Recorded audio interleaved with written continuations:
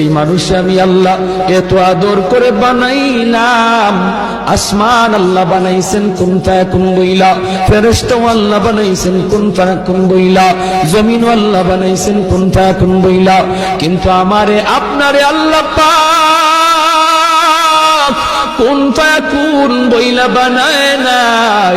আমাকে আপনাকে যখন আল্লাহ বানাইছে, খালাকতু বিয়াদাইয়া, আল্লাহ বলে আমি আমার নিজের হাত দিয়া বান্দা বান্দিরে বানাইছি। কারণ এই চেহারার মধ্যে এত দামি কপাল, ওই কপাল দিয়া বান্দা আমার কুদরতি কদমে সাজদা দিবে। এই কপালটার এত দাম। এই কপাল কুন ফায়াকুন বললে হয় না, এই কপাল ফেরেশতাদের হাতে বানাইলেও হয় না, আমি আল্লাহ নিজের হাতে বানাইছি। আল্লাহ পাক কই আমি আল্লাহ দেখি জমিনে কেমন অন্যায় হয়, অত্যাচার কেমন জুলুম হয়।